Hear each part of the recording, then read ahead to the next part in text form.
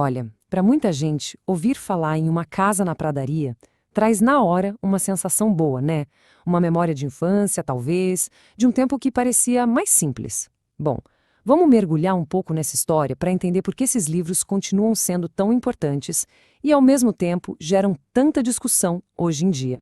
E essa citação, né, ela pega bem o espírito da coisa. É exatamente essa simplicidade que nos atrai. As histórias da vida na fronteira americana têm esse poder de nos transportar. Quase dá pra sentir o cheirinho de lenha queimando na lareira. Então, para a gente começar, vamos focar nesse lado encantador da série, aquilo que fez dela um sucesso que atravessa gerações. Basicamente, a gente acompanha a jornada da família Ingalls pelos olhos da pequena Laura. É uma verdadeira saga familiar, sabe? Eles estão sempre se mudando, construindo casas do zero, enfrentando o desconhecido numa terra que era, ao mesmo tempo, cheia de perigos e de promessas. E o que faz essas histórias funcionarem até hoje são justamente esses temas universais. A força da família, a luta para sobreviver, a alegria nas pequenas coisas. São sentimentos que todo mundo entende, não importa a época em que a gente vive. Ok, agora vamos sair um pouquinho da ficção para conhecer a mulher de verdade por trás da personagem da Laura, a autora da série. A vida da Laura Ingalls Wilder foi tão incrível quanto a da personagem dela. E olha que curioso, ela só começou a colocar essas memórias no papel e a publicar os livros quando já tinha 65 anos. E foi aí que as experiências da infância dela viraram um fenômeno mundial. Então, aqui está o ponto principal. Os livros são baseados sim na vida dela, mas não são um documentário. O gênero é ficção autobiográfica. Isso significa que a Wilder escolheu, adaptou e até romantizou certas memórias para criar uma história que funcionasse bem para o público infantil. E claro, ao fazer essa edição, algumas partes mais, digamos, complicadas da vida real acabaram ficando de fora. Pois é, e é justamente aqui que a nossa análise dá uma virada. Porque por trás daquela fachada de história de família feliz, existe uma camada bem mais complexa. Essa pergunta que muitos leitores e críticos começaram a fazer nos últimos anos. Será que aquela nostalgia toda que a gente sente não acabou escondendo uma parte importante da história? E essa citação já aponta para a primeira grande questão. A expansão para o oeste é contada quase que totalmente pela perspectiva dos colonos brancos. A família Ingalls, por exemplo, chega a se instalar em território do povo Osage e a narrativa dos livros praticamente ignora a existência e os direitos dos povos indígenas que já viviam ali. E não para por aí, infelizmente. Os livros têm trechos que, lidos hoje, são chocantes. Tem uma música que o pai canta que usa um termo racista. Tem personagem dizendo frases terríveis sobre os nativos americanos. Enfim, são passagens que refletem os preconceitos daquela época e aquela ideia do destino manifesto, sabe? A crença de que os colonos tinham um direito divino de ocupar todo o continente. E isso é algo que não dá para ignorar. E essa tabela aqui resume bem a tensão que existe hoje em dia. De um lado, tem a leitura nostálgica, focada na família e na superação. Do outro, uma leitura crítica, que aponta os preconceitos e o que ficou faltando na história. Não é uma questão de qual leitura está certa, mas de entender que existem essas duas lentes para enxergar a mesma obra. Ok, então, como é que a gente lida com esse legado hoje? Pais, educadores, leitores, o que fazer? Vamos ver como essa conversa está evoluindo. E uma das consequências bem concretas dessa reavaliação foi essa decisão aqui, que foi bem marcante. A associação basicamente disse, olha, o trabalho dela é importante, mas o nome dela não pode mais representar um prêmio que busca celebrar uma literatura infantil que seja inclusiva para todos. A abordagem que muitos educadores e bibliotecários defendem não é a de simplesmente cancelar os livros. A ideia é outra, é usar os livros como uma ferramenta para ensinar, mas com contexto. Ou seja, ler de forma crítica e, principalmente, trazer outras vozes para a conversa. E aqui a gente tem exemplos práticos de como fazer isso. Leia um livro como The Birch Bark House, por exemplo, que conta a história de uma família indígena na mesma época e lugar da família Ingalls, oferece uma perspectiva totalmente diferente. Isso ajuda a criar um retrato histórico muito mais rico e justo para os jovens leitores de hoje. Mas apesar de todas as controvérsias, o impacto de Uma Casa na Pradaria é simplesmente inegável. E esse legado vai muito além das páginas dos livros. Pensa só nesse número. Os livros foram traduzidos para mais de 40 idiomas. Isso mostra o quanto a história da família Ingalls rodou o mundo e se conectou com pessoas de culturas completamente diferentes. E claro, é impossível falar desse legado sem falar da série de TV dos anos 70. Para muita gente, a imagem que vem à cabeça é a dos atores da televisão. A série acabou suavizando ainda mais as partes difíceis e criou uma visão ainda mais idealizada da vida na fronteira, transformando de vez a história num símbolo de valores familiares. Então, no fim das contas, a gente fica com esse legado duplo, né? Por um lado, é uma história linda sobre família e perseverança. Por outro, é um retrato fiel de uma época, com todos os preconceitos e as verdades desconfortáveis que vêm junto. E essa análise toda nos deixa com essa pergunta, que é bem importante, né? Como a gente pode continuar amando obras clássicas que fizeram parte da nossa vida sem fechar os olhos para suas falhas? É um desafio que vai muito além de uma casa na pradaria e nos faz pensar sobre como a gente consome cultura e história. Olá, bem-vindos a mais uma análise profunda aqui. Hoje a gente vai investigar uma saga pós-apocalíptica que, olha, é gigantesca e, ao mesmo tempo, talvez surpreendentemente desconhecida para muita gente. Deathlands. É verdade, uma série com nome forte, né? Exato. E a gente está com um artigo da Wikipedia bem detalhado e também a transcrição de um vídeo do YouTube que levanta uma questão bem interessante sobre ela. E qual seria a nossa missão hoje, então? A missão é desvendar esse mundo desolado, né? Os personagens que sobrevivem ali, a história da publicação, que já tem décadas, e essa ideia que o vídeo traz de que Deathlands talvez seja uma obra meio fora do seu tempo. Interessante essa hipótese. Parece uma boa exploração para quem curte ir fundo na história dos gêneros de ficção. Pois é. Ok, então vamos começar a abrir essa caixa. A gente tem aqui uma série que começou lá nos anos 80, né? E que continua viva, de certa forma, até hoje. Quase 40 anos. É muita história. Muita coisa. Um mundo destruído, personagens tentando sobreviver a cada dia. Mas o que será que faz Deathlands se destacar, sabe? Nesse mar de histórias pós-apocalípticas que a gente vê por aí. Boa pergunta. Talvez a própria origem do apocalipse. Pelo que vi, não é aquele cenário padrãozão da Guerra Fria. Não mesmo. Aconteceu numa data específica, 20 de janeiro de 2001. E o começo de tudo não foi, assim, uma chuva de mísseis entre eu e a União Soviética, pelo menos não de cara. Ah, é? Como foi, então? Foi algo mais sinistro, uma traição interna. Operativos da Spetsnaz, as forças especiais soviéticas, eles detonaram bombas nucleares que estavam escondidas, acredita, no porão da embaixada soviética em Washington, D.C. Nossa! Que plot twist logo de cara. Pois é, um golpe que, decapitou o comando americano de uma vez só. Aí sim, depois desse caos todo, é que veio a troca nuclear total entre eles. Entendi. Primeiro a sabotagem interna, depois a destruição mútua assegurada. Exatamente. O resultado foi a devastação global que se imagina, né? Embora as fontes não detalhem muito o que rolou fora desses dois países. E para piorar. Sempre tem um pra piorar nessas histórias, né? Sempre.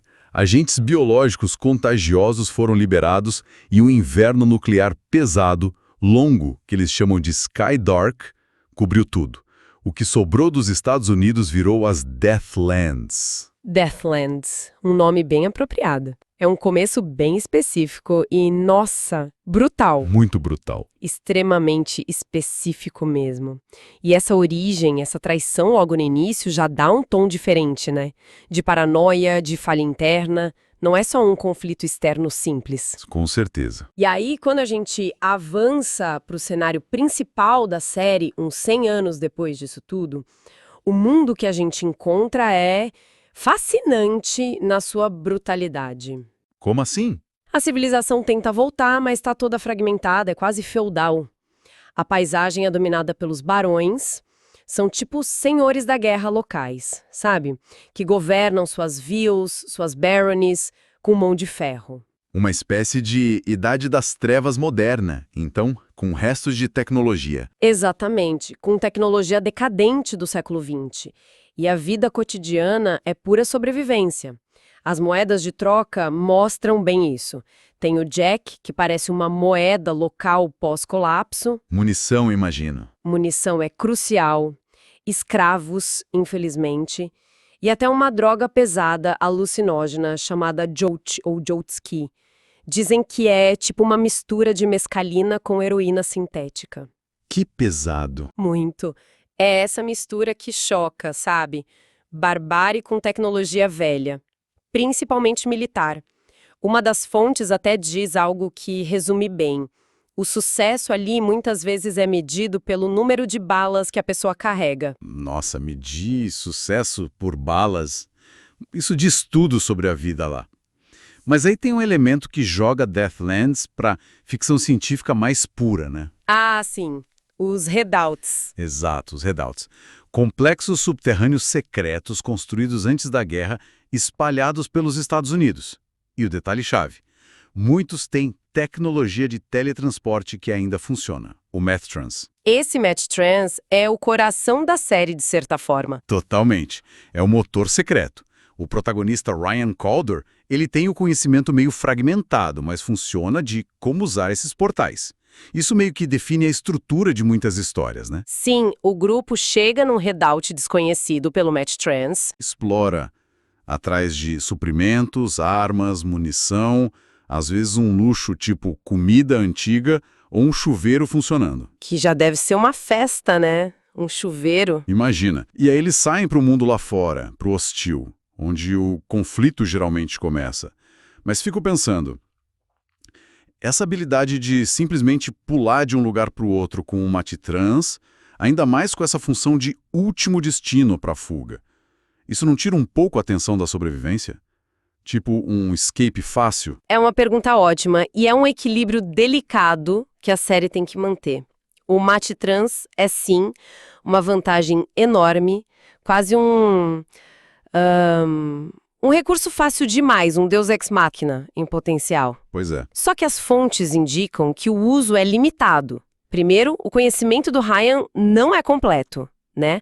Muitos redoubts estão estragados, perigosos ou são totalmente desconhecidos. Certo, tem um risco aí. Exato. Segundo, o próprio ato de usar o MathTrans é arriscado. Eles nunca sabem direito onde vão parar, nem como. Podem surgir no meio de um território inimigo, num redoubt cheio de mutantes ou com os sistemas falhando. Entendi. E terceiro, o MathTrans atrai a atenção. Muita gente mataria para ter acesso a essa tecnologia. Então, em vez de diminuir a tensão, muitas vezes ele só redireciona a atenção. Faz sentido. Resolve o problema da viagem longa, mas cria outros. Exatamente. Funciona mais para levar os personagens para novos perigos do que como uma solução fácil para tudo. Entendi. O próprio uso da tecnologia é uma fonte de conflito. E falando em quem enfrenta esses perigos, vamos conhecer o grupo principal, né? O pessoal que viaja por esses redoubts. São eles que carregam a série por décadas. Sim, vamos lá. O líder é o Ryan Calder. Figura complexa, né? Filho renegado de um barão poderoso lá da Virgínia, treinado desde cedo para lutar, para liderar. Ele tem a marca física do passado dele. O olho, né? Sim, perdeu o olho esquerdo numa luta feia com o irmão do meio, o Harvey, que aliás também matou o irmão mais velho deles. Tenso. Nossa, que família! Pois é. O Ryan é descrito como um mestre em combate, bem pragmático, e ele é o guardião meio relutante desse segredo do MathTrans. Foi o Vincent Spano que fez ele naquele filme para TV. E lembro dele. E quem mais está no grupo? Ao lado dele tem a Christy Roth, uma guerreira, assim, formidável, ótima atiradora. O interessante dela é que ela é mutante. Ah, mutante, tipo X-Men. Não exatamente com superpoderes chamativos, mas com mutações consideradas boas na série. Ela tem tipo uma habilidade de prever coisas limitada, um pressentimento que ela chama de feelie. Um feelie. Curioso. E um cabelo vermelho super vibrante que parece ter alguma sensibilidade própria. As fontes dizem que ela e o Ryan têm uma relação bem estável, monogâmica. Um casal forte no meio do caos. E o armeiro? J.B. Dix. Ah, o J.B. Dix, o armeiro. Melhor amigo do Ryan, companheiro de muito tempo, desde antes do grupo principal se formar. Ele é descrito como magro, quieto, fala pouco, mas é letal. O tipo quieto e perigoso. Exato. Usa óculos de aro e aquele chapéu fedora marrom, que é a marca registrada dele. A especialidade? Armas. Todas elas. de pistola a tanque. E explosivos também.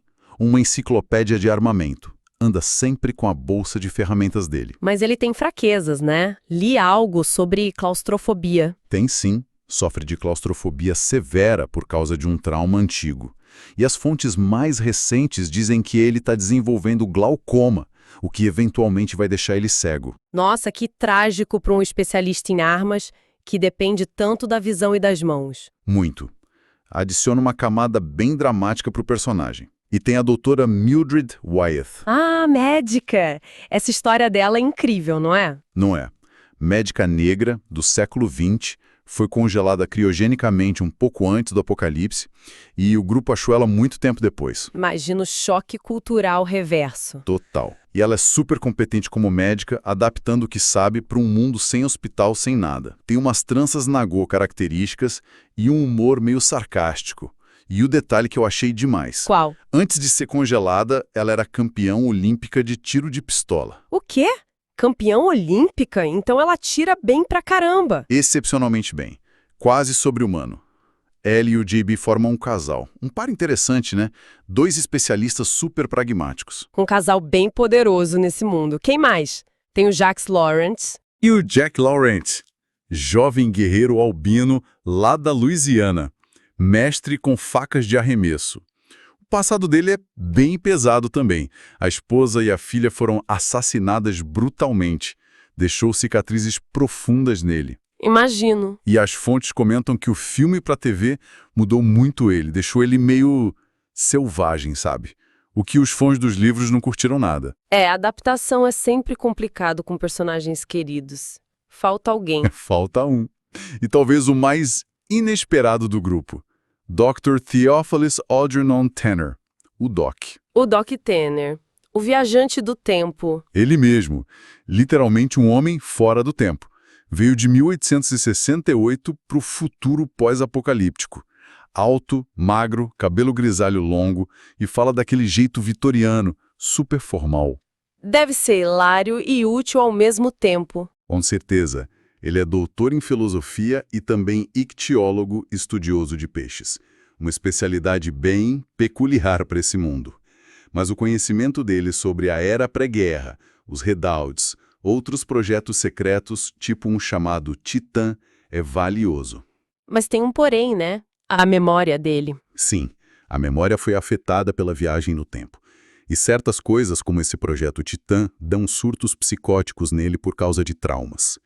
Ele é uma fonte de conhecimento, de filosofia, mas também de instabilidade. Que figura complexa. E ele ficou de fora do filme? Ficou. Uma pena. Que grupo, hein? Uma médica do século XX, um cavalheiro vitoriano, um armeiro claustrofóbico. Exato. E essa formação improvável é um dos grandes trunfos da série, eu acho. Não são só soldados genéricos. São pessoas com habilidades únicas, mas também com muitas falhas, traumas, bagagens. Torna a dinâmica interessante. Muito rica. E eles precisam dessa união e dessas habilidades todas, porque como você falou da tensão, o perigo em Deathlands vem de todo lugar o tempo todo. Não é só o ambiente hostil. Não. O ambiente já é mortal por si só, chuva ácida, mutantes bizarros, os multis, outras criaturas como os Sticks que uma fonte cita, mas as maiores ameaças, as mais persistentes, são sempre humanas. Os barões, né? Os barões e seus exércitos são um problema constante, mas a série também é legal por ter vilões recorrentes. Indivíduos que criam uma história pessoal com o grupo do Ryan, sabe? Que testam eles várias vezes ao longo de vários livros. Isso cria arcos mais longos, né? Ameaça pessoal. Exatamente. Dá outra profundidade. Tem os exemplos bem marcantes desses vilões, o Kurt Strasser, por exemplo. Um ex-segurança sádico, obcecado pelo Ryan, enfrentou o grupo 3 vezes antes de morrer. Insistente o sujeito. Muito. Ou o Major Zimianin, um oficial russo implacável que sobreviveu ao apocalipse e caçou o grupo várias vezes. O fim dele, parece, foi um suicídio por alguma questão de honra distorcida. Que loucura! Tem também ameaças não humanas ou pós-humanas. Um tal de Straub, um mutante psiônico superpoderoso com telepatia, hipnose. Deu um trabalhão para derrotar ele. Quem conseguiu foi o Doc Tanner. O Doc, o filósofo. Ele mesmo. E, claro, a ameaça mais pessoal para o Ryan, o próprio irmão, o barão Harvey Calder. Aquele que tirou o olho dele. Esse mesmo. Deformado física e moralmente. Responsável pela morte do outro irmão também. A caçada ao Harvey durou vários livros, até ele morrer no volume Homeward Bound, que aliás deu nome para o filme. Ah, tá explicado o nome do filme. A variedade é a chave, sabe? Ditadores locais, operativos pré-guerra malucos, mutantes com poderes estranhos, até seres de outras dimensões, como uma tal de Dreda Trask. Essa variedade mantém a série imprevisível. A tensão sempre lá em cima. É impressionante pensar que essa tensão se mantém por tanto tempo. Porque a série é muito longa, né? Começou quando mesmo? Em 1986, com Pilgrimage to Hell. 86 são quase 40 anos de publicação, de um jeito ou do outro. É muita coisa. A história de quem escreveu também é curiosa. Bem peculiar, sim. Começou com Christopher Loader, usando o pseudônimo de Jack Axler. Mas ele ficou doente logo no começo. E aí? Aí, quem realmente pegou pra fazer, quem estabeleceu o universo, os personagens e escreveu a maior parte dos primeiros livros, foi o Lawrence James. Ele usava o pseudônimo famoso, James Axler. Ah, então o James Axler era o Lawrence James inicialmente. Exato. Ele foi a alma de Deathlands até 95, quando teve problemas de saúde e precisou parar. Ele ainda escreveu um último livro, Crucible of Time, que saiu em 98, pouco antes dele falecer, em 2000. Que triste. E a série acabou com ele? Não, a editora decidiu continuar. E aí vários outros autores assumiram, mas todos publicando sob o mesmo nome, James Axler. O primeiro dessa nova fase foi o Mark Ellis. Entendi. É aquele esquema de nome da casa, house name, né? Permite a continuidade, mas fica meio impessoal, talvez. Com certeza, é comum nesse tipo de série longa de ação, aventura masculina, tipo as da Gold Eagle. Garante que saia livro direto com um estilo parecido. Mas os fãs mais ligados geralmente percebem as mudanças de autor. E essa Gold Eagle Publishing foi a casa da série por muito tempo. Quase 30 anos. Era uma divisão da Harley Quinn. Mas em 2014, a Harley Quinn foi comprada pela HarperCollins, que decidiu fechar a Gold Eagle. O último livro impresso de Deathlands saiu em dezembro de 2015. Nossa, pareceu o fim da linha então para os livros. Para muita gente, sim. Um fim meio melancólico para uma série tão longa. Mas a história não parou aí, né, pelo que você disse. Não mesmo. E aqui a história de Deathlands fica bem moderna e diferente. Os direitos foram para a Graphic Audio. Graphic Audio. O que eles fazem? Eles já tinham uma relação com Deathlands, porque adaptavam os livros para audiodrama há anos. E as produções deles são muito boas. Elenco completo, trilha sonora, efeitos sonoros, chamam de um filme na sua mente. Ah, legal, tipo radionovela moderna. Exato. E com o fim dos livros impressos, a Graphic Audio fez algo bem ousado. Começou a produzir histórias novas, originais de Deathlands, continuando a saga, mas só nesse formato de audiodrama. Sério? Então a série principal continuou só em áudio? Exatamente, o que é bem raro para uma franquia de livros tão estabelecida assim. Que interessante. E a escala desse universo todo? Você falou que é gigante. É espantosa.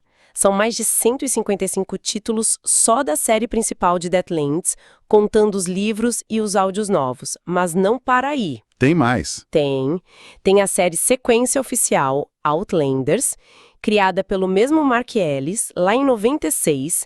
Se passam 100 anos depois de Deathlands, mostra um mundo um pouco mais reconstruído, mas ainda perigoso, segue descendentes ou gente ligada aos personagens originais. E quantos livros teve essa? 75 novelas, publicadas pela Gold Eagle também, e acabou em 2015, junto com Deathlands. E tem mais! Meu Deus, o que mais? Mais recente, 2022, a Graphic Audio lançou uma série prequel, The Trader. Se passa nos anos 2080, conta a história de um personagem que aparece nos primeiros livros de Deathlands, antes dele encontrar o Ryan e o JB. Essa também é só em áudio. Caramba! Se somar tudo, Deathlands, Outlanders, The Trader, o tal do Axlerverse, até agora, meados de 2025, passa de 235 histórias. 235... É um número absurdo. Mostra uma dedicação enorme dos autores, da editora e, claro, uma base de fãs muito leal para consumir isso tudo. Com certeza. Uma quantidade de conteúdo colossal. Quase um universo compartilhado literário próprio. Mesmo assim, parece que Deathlands nunca explodiu, né? Ficou mais nesse nicho cult. Aquela adaptação para TV que a gente falou, filme Deathlands, Homeward Bound, de 2003, do Sci-Fi Channel, não ajudou muito, né? Pelo jeito, não. Era de baixo orçamento, com o Vincent Spano e a Tracy Lords. As fontes falam que a recepção foi mista, para ser gentil. O que deu errado? Os fãs criticaram muito por terem cortado personagens importantes, como o Doc Tanner, e por terem mudado outros, tipo o Jack Laurent. Parece que não pegou a essência da série. Talvez o orçamento baixo, né? Ou a dificuldade de adaptar algo tão complexo para a tela. Provavelmente uma mistura. Filme de baixo orçamento baseado em livro denso raramente agrada fã antigo ou atrai público novo. Falta grana para construir o mundo direito, falta tempo para os personagens. É verdade. E talvez o tom específico de Deathlands, essa mistura de violência crua, sci-fi meio bizarro, drama, seja difícil de acertar sem grana e uma visão clara. E esse fracasso na TV contrasta com o sucesso dos áudios da Graphic Audio, que viraram o jeito da saga continuar. Mostra que o formato certo faz diferença. Totalmente. Mas, e aqui a coisa fica interessante de novo, parece que Hollywood talvez dê outra chance. Uma das fontes fala de um anúncio de janeiro de 2024 sobre uma possível nova série de TV. 10 episódios. Opa, novidade boa. E o nome que estão falando para dirigir é o Jonathan Frakes, o comandante Riker de Star Trek, e diretor experiente em sci-fi. Jonathan Frakes, uau, isso é sério. É só um desenvolvimento inicial, claro, mas só de mencionarem já mostra um interesse novo. Será que agora, nesse cenário cultural diferente, Deathlands teria mais chance? E essa pergunta leva direto para a tese central daquele vídeo do YouTube que a gente viu. O autor argumenta exatamente isso, que Deathlands seria uma série fora de época. Explica melhor essa ideia. A ideia é que, como saiu e bombou mais nos anos 80 e 90, a série ficou restrita a um nicho de fãs de ação, de pós-apocalipse, um público cult. Mas o argumento é, se Deathlands saísse hoje... Hoje, com essa febre de pós-apocalipse em tudo... Exatamente. Com o sucesso gigante de jogos como Fallout, The Last of Us, séries como The Walking Dead, Silo, filmes tipo Mad Max, o livro de Eli, ela teria potencial para ser um sucesso massivo. O público de hoje estaria muito mais aberto para esses temas, para essa estética. Então foi uma questão de timing, ou talvez o estilo pulp original não encaixava no mainstream da época como encaixaria hoje. Pode ser uma combinação. E para quem busca entender as raízes dos gêneros populares, isso coloca Deathlands num lugar interessante. Será que ela é uma peça-chave, mas meio esquecida, da história do pós-apocalipse moderno? Uma ancestral influente que não teve o reconhecimento. Faz sentido pensar nisso. É fascinante como o contexto cultural muda a recepção de uma obra, né? Com certeza. O youtuber que levantou essa tese reforça isso. Falta de sucesso mainstream, apesar dos quase 30 anos de livro saindo sem parar, a adaptação de TV que não deu certo, e ele vai além. Ele aposta muito no potencial da série em outras mídias hoje. Videogames, talvez. Principalmente videogames. Ele acha que a estrutura de exploração, sobrevivência, combate de Deathlands seria perfeita para jogos. Dá pra imaginar mesmo. Ele até sugere umas ideias, tipo uma série de jogos single-player cobrindo arcos de livros, com foco na sobrevivência hardcore, talvez um FPS com RPG para gerenciar recurso, habilidade.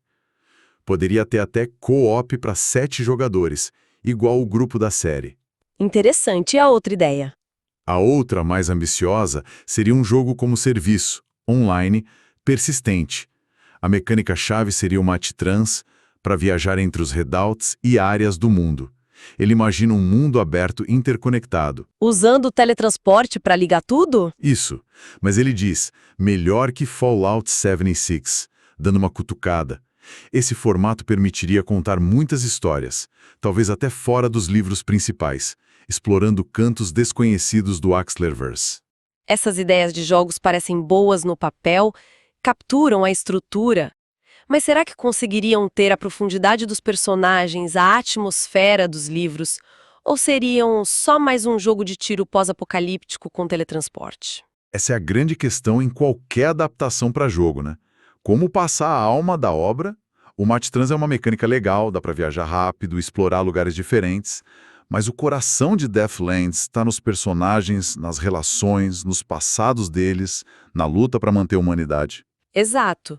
Um jogo só de ação e loot, usando o Match Trans como fast travel, poderia perder isso tudo. Por outro lado, Um jogo que conseguisse juntar narrativa, as escolhas difíceis, o desenvolvimento dos personagens com essa exploração e sobrevivência, aí sim poderia ser a adaptação definitiva que a série nunca teve. O potencial tá lá, mas a execução teria que ser perfeita. ok, então, recapitulando essa nossa conversa. A gente tem uma saga literária enorme, mais de 200 histórias, Nascida da Guerra Fria, mas com essa virada sci-fi do Match Trans. o mundo brutal, personagens que marcam, que envelhecem, mudam ao longo de décadas. Uma história de publicação maluca, com vários autores sob o nome só, o fim do impresso e esse renascimento em áudio. E essa provocação, será que foi uma obra visionária que chegou cedo demais? Então o que fica disso tudo? Para mim, Deathlands é um exemplo incrível da força da ficção pulp. Aquelas histórias de gênero focadas na aventura, na ação. Isso. Que mostram como esses universos podem durar décadas, se adaptar, mudar de formato e continuar vivos, mesmo sem virar um fenômeno global como outras franquias. Exatamente, e essa capacidade de adaptação, essa persistência, junto com o tamanho desse universo, levanta uma questão final importante, né? Ligada a esse potencial não explorado e ao Match Trans. Qual questão? O vídeo do YouTube sugere o Match Trans como base para um jogo de mundo aberto, talvez até fora da história do Ryan e seu grupo. Se a gente pensar nisso e na rede imensa de readouts que só é sugerida nos livros, O que mais poderia ter lá? fica a pergunta: que cantos realmente desconhecidos das Deathlands, que segredos tecnológicos ou biológicos perdidos da era pré-guerra, ou que bolsões bizarros de sociedades pós-apocalípticas isoladas poderiam existir ali a só um pulo de Match Trans de distância que nunca foram mostrados na história principal? Histórias paralelas, talvez. Exato, que futuros alternativos, que horrores ou maravilhas ainda estão trancados naqueles bunkers espalhados pelo continente só esperando para serem descobertos. É um convite para imaginar o que mais pode existir nesse universo tão antigo e, ao mesmo tempo, ainda em expansão.